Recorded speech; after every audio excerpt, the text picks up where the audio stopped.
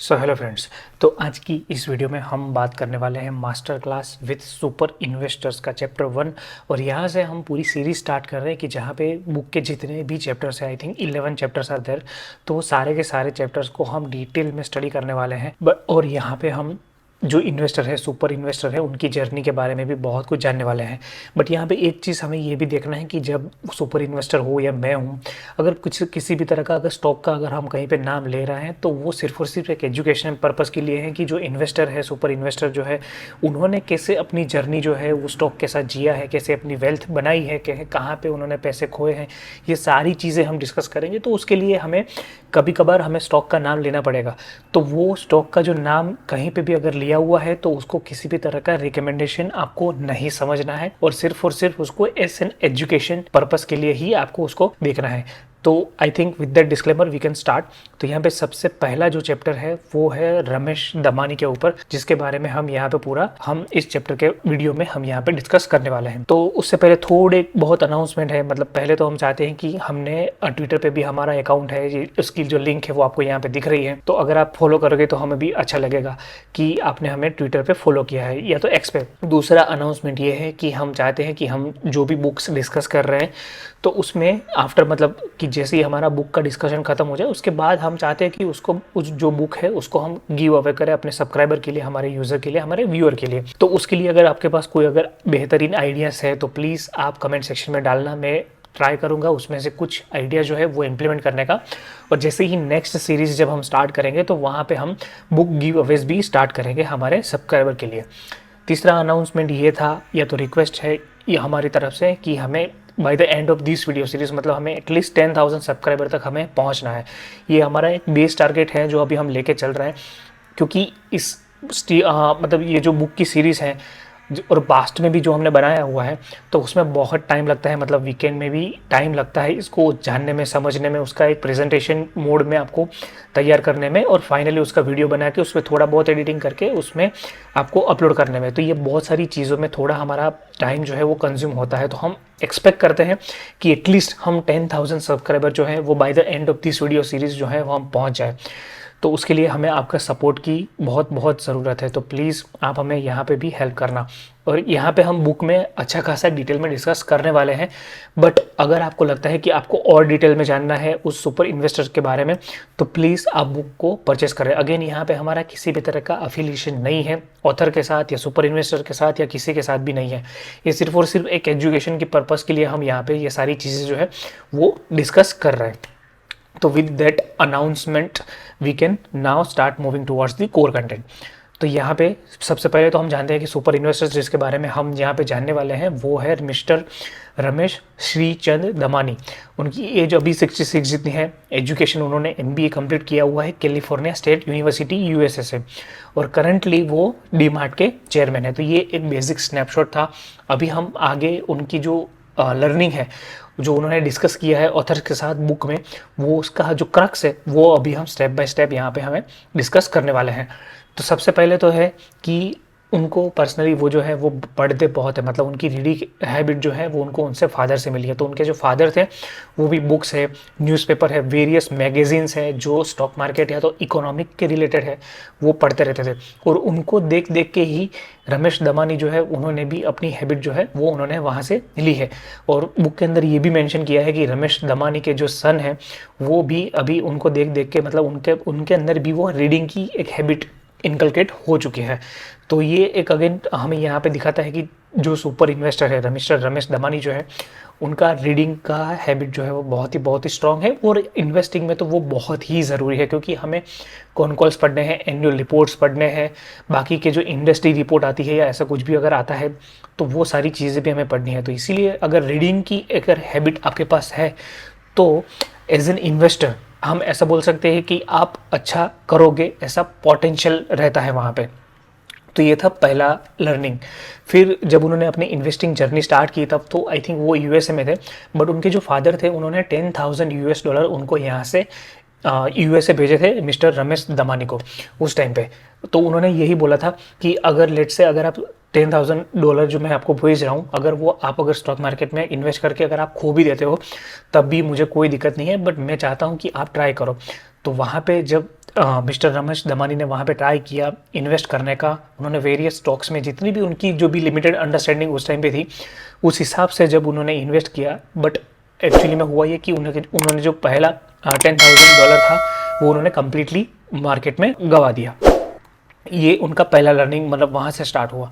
और फिर उन्होंने ये भी बोला कि हमेशा हमें आगे देखना है, मतलब पीछे नहीं देखना है। जब भी हम इन्वेस्टिंग करते हैं तो आपको बैकवर्ड मतलब आपको पीछे इतना नहीं देखना है, बट आपको देखना है कि फ्यूचर में क्या हो सकता है उस कंपनी के साथ, उस कंट्री के साथ, ऐसे। तो आपको फॉरवर्ड देखना है, मतलब अभी तक ऐसा पॉसिबल है कि पीछे कंपनी का जो हिस्ट्री है वो अच्छा नहीं रहा है, अच्छा इतना नहीं रहा है बाकी सारे रीजंस की वजह से, बट अभी फ्यूचर में ये अच्छा कर सकती हैं। तो उसके बेसिस पे आपको इन्वेस्ट करना है, मतलब आपको बैकवर्ड इतना नहीं देखना है जितना कि आपको फॉरवर्ड देखना है। फिर नेक्स्ट अगर हम यहाँ पे देखें तो उन्होंने जो अपनी जर्नी थी एज एन इन्वेस्टर, एक इन्वेस्टर बनने की जो जर्नी थी वो उन्होंने एक ब्रोकर बनने से पहले मतलब बनते ही स्टार्ट किया था। मतलब पहले वो यूएस में थे, वहाँ पे उन्होंने उसके जो फादर थे उन्होंने कुछ पैसे भेजे, वो उन्होंने गंवा दिए। फिर वो वापस इंडिया आए और वहाँ पे जब उन्होंने देखा कि नहीं मार्केट के जो वॉल्यूम है वो एकदम ही बढ़ रहा है, तो उस टाइम पे उनको लगा कि ब्रोकिंग एज अ बिजनेस जो है वो अच्छा है। तो उस टाइम पे उन्होंने पहले एज अ ब्रोकर स्टार्ट किया और ग्रेजुअली वो एक इन्वेस्टर की तरह सोचना चाहते थे, एक इन्वेस्टर की तरह पैसे बनाना चाहते थे। तो इसीलिए उन्होंने ब्रोकिंग से वो इन्वेस्टिंग की तरफ आ गए। और यहाँ पे एक चीज़ ये भी था कि उस टाइम पे कोई भी ब्रोकर होता था वो जनरली 1% 2% जितना पैसा कमाता था, बट जबकि जो इन्वेस्टर था, जो रमेश दमानी जो देखते थे जो बाकी के इन्वेस्टर हैं वो 100% 200% 500% ऐसे पैसे कमाते थे। तो उनको भी लगा कि भाई broking as a business is a good, but उनको भी एज एन इन्वेस्टर की तरह की उनको 10x 100x 500x ऐसे पैसे कमाने थे। और इसीलिए उन्होंने फाइनली एक इन्वेस्टर बनने का सोचा। फिर उन्होंने बहुत मतलब उस टाइम पे उन्होंने बहुत सारे कंपनीज में भी इन्वेस्ट किया और उसी टाइम के अराउंड इन्फोसिस का भी आईपीओ आया था। फिर उन्होंने बाकी सारी कंपनीज, बाकी कुछ कंपनीज जैसे क्रिसिल थी और सीएमसी, मतलब आई थिंक सीएमसी का फुल फॉर्म है कंप्यूटर मेंटेनेंस कॉरपोरेशन, उस टाइम पे उन्होंने ये स्टॉक जो है वो बाय किया था। इन्फोसिस में भी उन्होंने बाय किया था, बट वहाँ पे उन्होंने यही चीज़ लिखा है कि उन्होंने इन्फोसिस इतनी क्वांटिटी में बाय नहीं किया था क्योंकि अभी वो सिर्फ शुरुआत कर रहे थे। बट सीएमसी जो कंपनी है वहाँ पे उन्होंने अपना जो पोजीशन साइजिंग था वो बहुत ही अच्छा खासा उनका अलोकेशन उस टाइम पे था इस स्टॉक के अंदर। और फॉर्चुनेटली इस कंपनी ने उनको 40x जितना रिटर्न उनको बना के दिया था। I think that was the time when उनका जो सीड कैपिटल है स्टॉक मार्केट में इन्वेस्ट करने का वो बना होगा, ऐसा हमें लगता है। और यहाँ पे वही जो इन्फोसिस के साथ हुआ, मतलब इन्फोसिस जो था वो आईपीओ से मतलब अराउंड 2000 का जो नस्दक बूम चल रहा था स्टॉक मार्केट में यूएस में और इंडिया में भी, यहाँ पे टीएमटी जो टेलीकॉम मीडिया और वो सारा बूम चल रहा था। तो उसी टाइम पे उन्होंने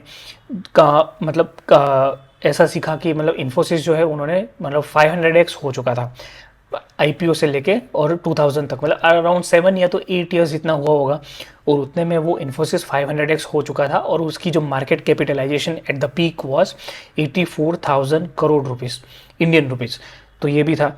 बट उसी टाइम पे मतलब उनको ये भी पता चला कि भाई अगर आपको किसी कंपनी में अगर कन्विक्शन है अच्छा खासा, तो then you need to learn to back up the truck, मतलब आपको मैक्सिमम क्वांटिटी उस स्टॉक के अंदर जो है वो आपको उठानी है। आपकी पोजीशन साइजिंग जो है, आपका जो अलोकेशन है उस स्टॉक में वो बहुत ही ज़्यादा होना चाहिए, ऐसा वो मानते थे।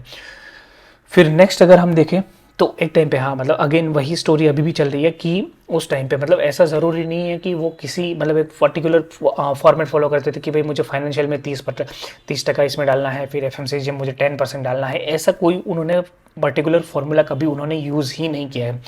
एट दैट टाइम उनका जो 95% जो अलोकेशन था, जो कैपिटल का अलोकेशन था स्टॉक मार्केट में, वो टेक स्टॉक में था।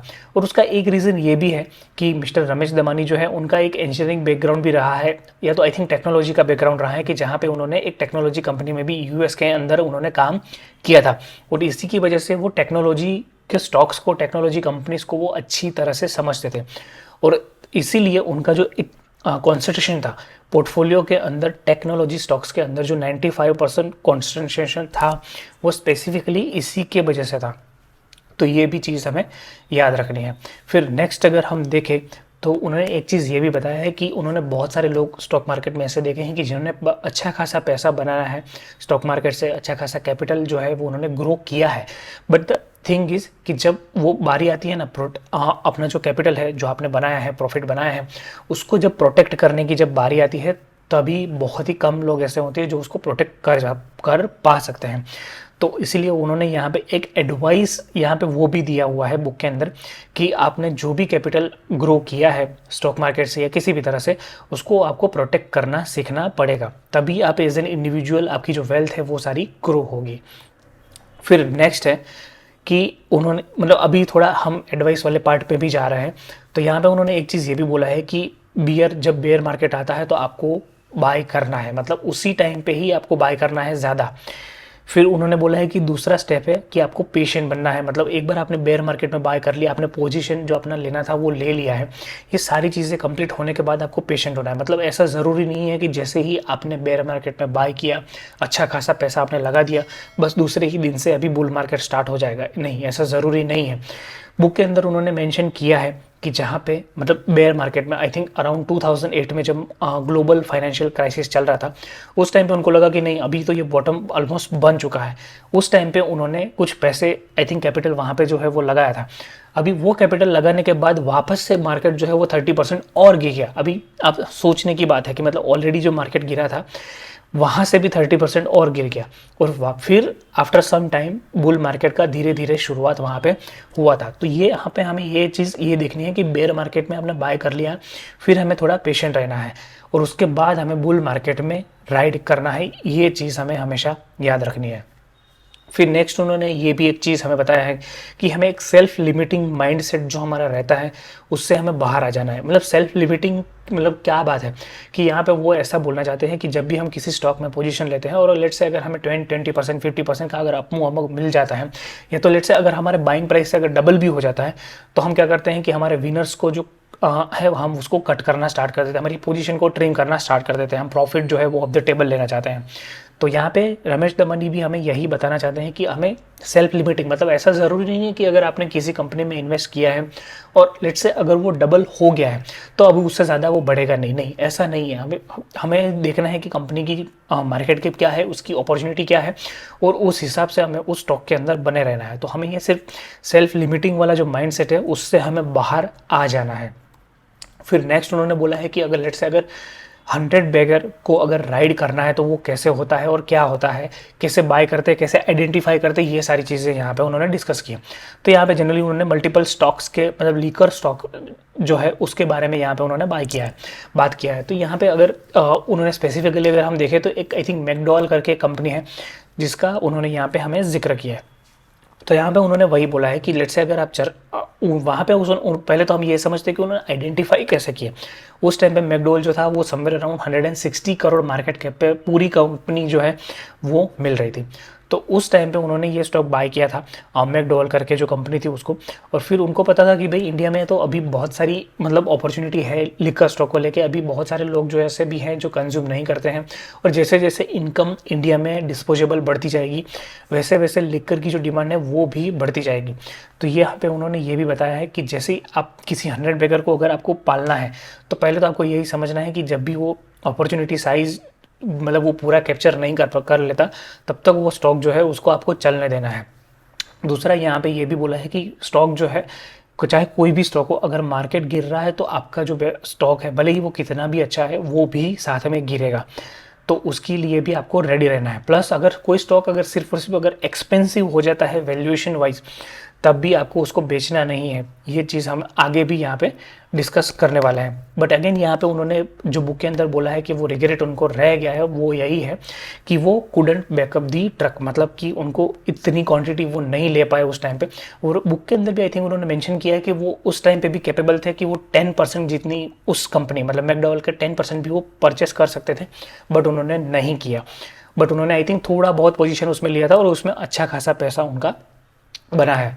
और अगेन यहाँ पे उनका जो लर्निंग है जो उन्होंने मिस्टेक करी है उसके बेस पे उन्होंने जो लर्निंग हमें यहाँ पे दी है वो ये है कि जब भी आपको लगता है ना कि ये कंपनी बहुत ही ग्रेट है, मार्केट अभी उसको भले ही करंटली वैल्यू नहीं कर रहा है, बट अगर आपको लगता है कि कंपनी अच्छी है, कंपनी का मैनेजमेंट अच्छा है, प्रोडक्ट अच्छा है, उसका बिजनेस भी अच्छा है और कंपनी का जो अपॉर्चुनिटी है जो फील्ड में वो काम करती है अगर उसकी अपॉर्चुनिटी बहुत बड़ी है कंपेयर टू इट्स मार्केट के, तो आपको आउटसाइज्ड बेट लगानी है, मतलब उसमें आपका मैक्सिमम अलोकेशन भी आप वहाँ पे कर सकते हो, ऐसा रमेश दमानी कहते हैं। फिर अगेन उनका यही मंत्रा रहता है, मतलब ये जो पूरा चैप्टर है ना वो 60 पेजेस का बुक चैप्टर है इस बुक के अंदर। तो उसमें मल्टीपल टाइम्स उन्होंने जितने भी स्टॉक्स वगैरह लिए हैं उसमें एक चीज़, एक थीम जो है वो कॉमन आती है, और वो है कि buy cheap, very very cheap. और वो मतलब उन्होंने बहुत सारे स्टॉक्स, फॉर एग्जाम्पल अभी जैसे हमने सीएमसी के बारे में बात किया था, तो सीएमसी जो था वो I think single digit P पे वो ट्रेड कर रहा था जब उन्होंने बाय किया, और उसमें उनका 40x जितना पैसा बना था।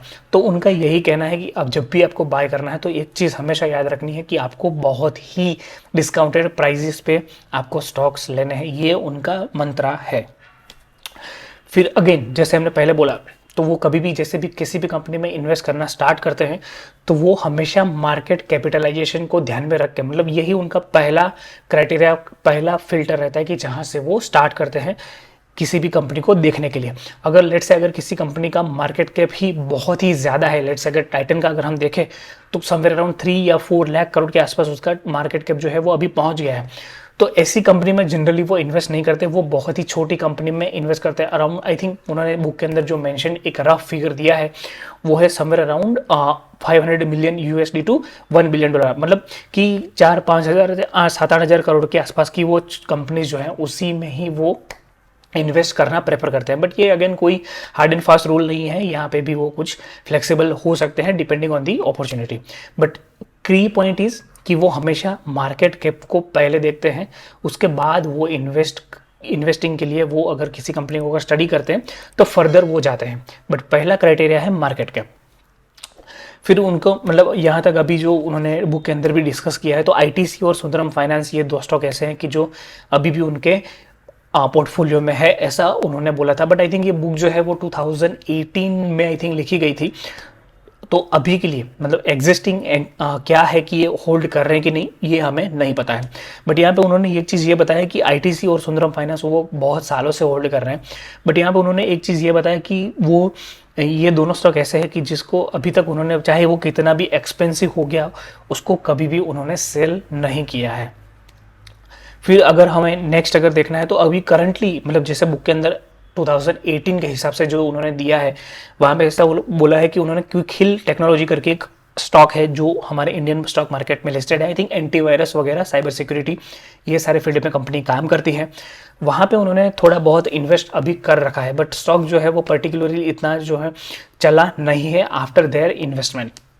But Quick Heal as a company आपको देखना चाहिए, क्योंकि कंपनी का जो बिज़नेस है वो अच्छा है। कंपनी लेट से अगर बिज़नेस अपना ग्रो कर पाती है तो वो मतलब जो जितना भी रेवेन्यू एडिशनल आता है वो डायरेक्टली उसके जो बॉटम लाइन है, उसका जो प्रॉफिट है, पैट है, उसमें वो रिफ्लेक्ट कर सकता है, क्योंकि ये कम्प्लीटली सॉफ्टवेयर बेस है और एसेट लाइट मॉडल वाला काम है इनका। तो ये एक केस स्टडी है, वो आप भी अपने हिसाब से आप चेक कर सकते हो। क्विक हिल टेक्नोलॉजी करके ये कंपनी जो है वो हमारे इंडिया में लिस्टेड है। फिर नेक्स्ट यहाँ पे स्पेसिफिकली जब उनको पूछा गया कि आप कैसे इन्वेस्ट करते हो, तो सबसे पहले तो उन्होंने बोला कि नहीं, मैं किसी भी तरह का स्क्रीनर यूज़ नहीं करता हूँ, बल्कि वो रीड करना ज़्यादा प्रेफर करते हैं। मतलब वो शायद मैगज़ीन हो सकता है, लेट से आईपीओ के जो डीआरएसपी आते हैं वो भी हो सकता है, न्यूज़पेपर है, ये सारी चीज़ें जनरली वो प्रेफर करते हैं पढ़ना। और उसके बेस पे जब उनको कोई आइडिया आता है अगर नज़र में, तो वहाँ पे वो फर्दर स्टडी करते हैं। तो बट अगेन जैसे ही मैंने पहले बोला कि वो हमेशा मार्केट कैप के साथ ही शुरुआत करते हैं और उसको वो रिलेट करते हैं एक अपॉर्चुनिटी साइज के साथ। प्लस यहाँ पे जैसे हमने सेकंड पॉइंट में भी मेंशन किया है कि जब कोई आइडियाज फिल्टर होते हैं तो वहाँ पे वो एक वर्किंग हाइपोथेसिस बनाते हैं कि ओके लेट्स से ये कंपनी है, ये इंडस्ट्री में काम करती है और फ्यूचर में उसका इतना ग्रोथ है और ये कंपनी का मैनेजमेंट अच्छा है, कंपनी का प्रोडक्ट अच्छा है, तो हमें लगता है कि ये फ्यूचर में इस तरह से ये आगे बढ़ेगी। तो ये हो गया एक बेसिक, एक रफ हाइपोथेसिस आपके पास हो गया। तो उस हिसाब से यहाँ पे वो स्टार्ट करते हैं। तो अगर पूरे इस वीडियो के अंदर आपको एक चीज़ अगर बहुत ही मतलब यहाँ से टेक अवे लेके अगर जाना है बहुत ही इंपॉर्टेंट, तो वो यही है कि start with the market cap. मतलब मार्केट कैप जितना छोटा होगा compare to its opportunity size, उतना बेटर है आपके लिए। मतलब ऐसा ज़रूरी नहीं है कि वो मल्टी बैगर ही होगा, वहाँ पे बहुत सारे दूसरे फैक्टर्स जो है वो भी काम करते हैं। बट आपको स्टार्ट करना है मार्केट कैपिटलाइजेशन के साथ, ना कि स्टॉक प्राइस के साथ। ये एक चीज़ आपको ध्यान में रखनी है। फिर जब वो जनरली वो स्मॉल कंपनी में ही इन्वेस्ट करते हैं, तो उन्होंने एक चीज़ यहाँ पे हमें ये भी बताया है कि जब भी आप स्मॉलर कंपनी मतलब छोटी कंपनी में आप जब इन्वेस्ट करना स्टार्ट करते हो तो आपको उसकी जो प्रेजेंट अर्निंग है उसके ऊपर इतना फोकस नहीं करना है। आपको देखना है कि वो कंपनी फ्यूचर में कितना ग्रो हो सकती है। फॉर एग्जांपल यहाँ पे उन्होंने एक कंपनी थी छोटी सी ई सर्व करके कंपनी थी जिसमें उन्होंने इन्वेस्ट किया था। उस टाइम पे उसका पी जो था वो 150 के आसपास था, बट फिर भी उन्होंने इस स्टॉक के अंदर अच्छा खासा पैसा कमाया था क्योंकि फ्यूचर में उस जो कंपनी है उसकी प्रोडक्ट की डिमांड ही उतनी ज़्यादा थी।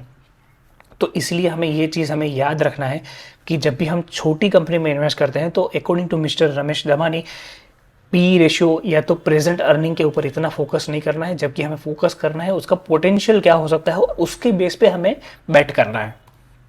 फिर नेक्स्ट उन्होंने बोला है कि वो उन्होंने थोड़ा बहुत डाइवर्सिफिकेशन जो है वो यूएस स्टॉक्स के अंदर भी कर रखा है, और आई थिंक वो गूगल और फेसबुक या तो मेटा जो है वो 2006 से वो होल्ड कर रहे हैं, और आई थिंक उनके पास वो 25x जितना हो गया है इसमें जो इन्वेस्ट किया था, और वो भी डॉलर टर्म्स में। तो अभी तो आई थिंक इन्वेस्टमेंट जो है वो ज़्यादा हो गया क्योंकि ये जो डेटा है वो 2018 का है।